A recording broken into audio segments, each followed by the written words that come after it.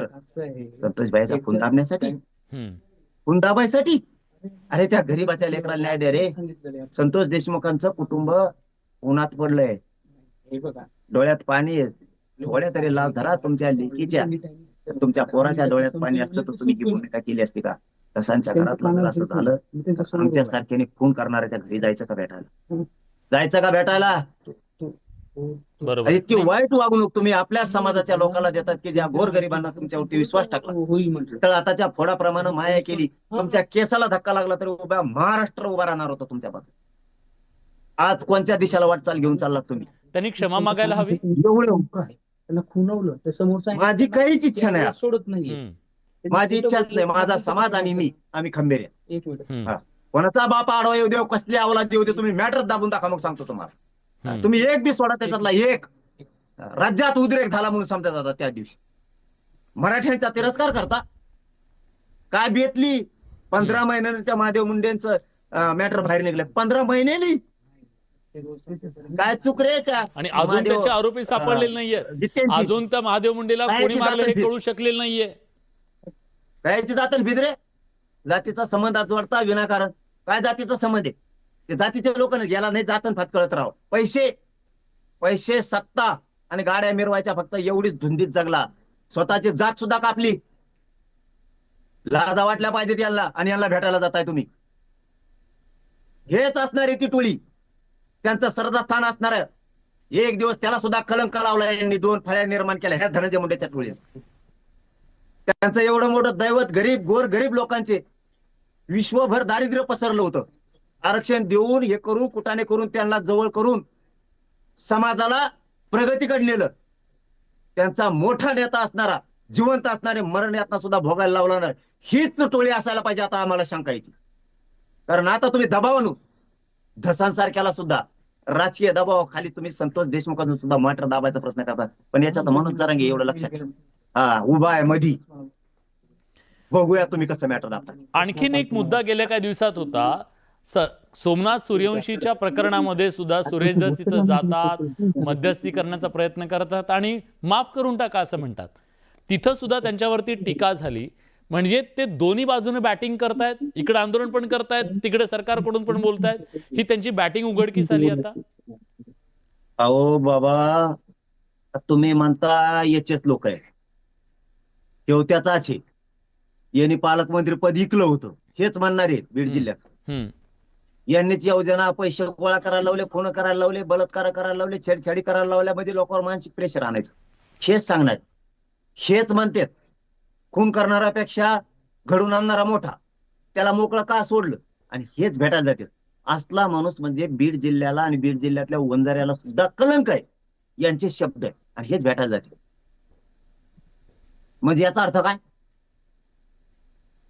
हे मॅटर दबलं म्हणून समजायचं. हे मॅटर हे एकच आरोपी याच्यात होणार नाही.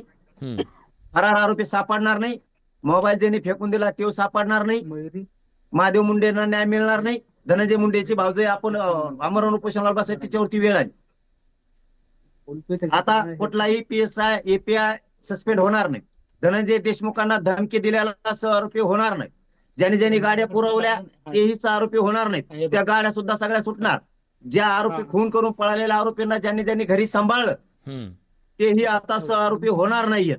या बीड जिल्ह्यातल्या अन्यायग्रस्त लोकांना कुठल्याही जातीचा असो त्याला न्याय मिळणार नाही.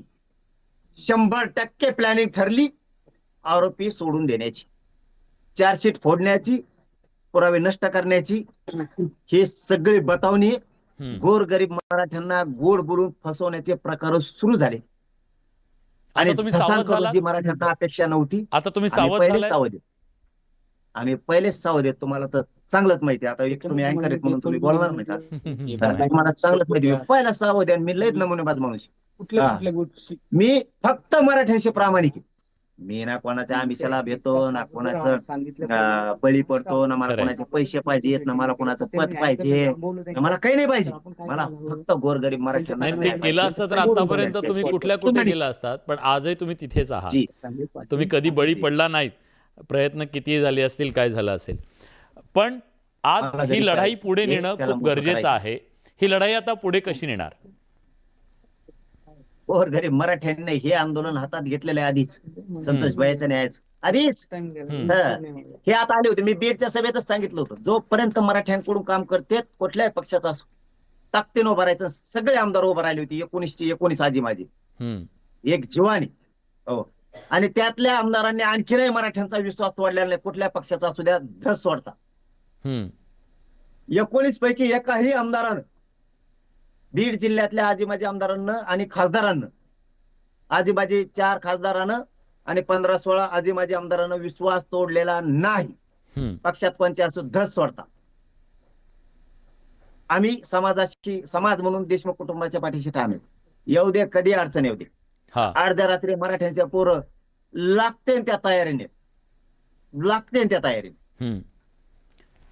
पण सुरेश धस कदाचित तुमच्या भेटीला येऊ शकतात, तुमची नाराजी दूर करण्यासाठी, जाऊ द्या चुकलं म्हणू शकतात, तुम्ही त्यांना माफ करणार आपल्याला इच्छा कोणाला भेटायची, आपल्याला कोणाला भेटायची इच्छा नाही. आपला लढा प्रामाणिक आहे, आपल्याला आपला चालवायचा आहे, आपला चालू द्या. हो, मी खंबीर आहे म्हणलं ना.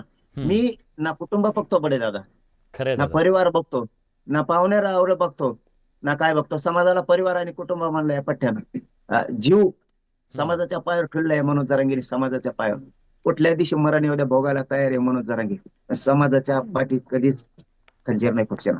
या समाजाला खाली मान घालून चालावं लागेल असं कधीच नाही वागलं. माझ्या गरिबांनी जो माझ्यावर विश्वास टाकलाय, माझ्यावरती जे त्यांनी प्रेम केलंय, माझ्याकडून त्यांना जे अपेक्षा आहे पुरा करायला मी खंबीर आहे. माझा कुटुंब जरी मेलं, हे षडयंत्र काहीतरी सुरू आहे आता 2 महिन्यात, आणि हे मनोज जरांगे जरी मेला तरी जिवंत आहे तोपर्यंत रक्त मराठ्यासाठी सांगणार. मला नको पैसे, मला नको अपहार.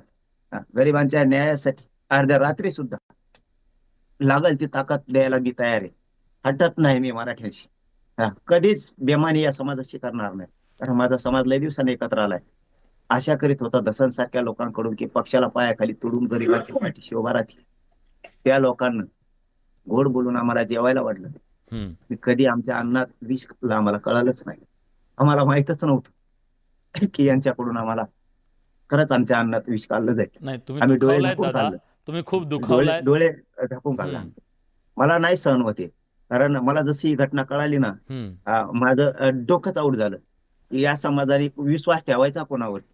अरे श्रीमंत प्रत्येक जणाचे पैसा कोणी कमवू शकतो रे, पद कोणीही कमवेल, पण समाज ज्या दारिद्र्यातून चालला ना, त्याला आज आधाराची गरज आहे. त्याच्या हाताला धरून बोटाला धरून चालायची गरज आहे. तुमच्या हातात ते पद दिलेत, तुमच्या अंगावर कसली लाट नसताना 80 ते 90 मराठ्यांच्या आमदारावरती गुलाल फेकलाय माझ्या मराठी. मला काही गोष्टी बोलायला लावू नका, वाईट होईल तुमचं. या समाजाची बेमानी गद्दारी नका करू तुम्ही, कारण माझ्या समाजाला आधाराची लय गरज आहे.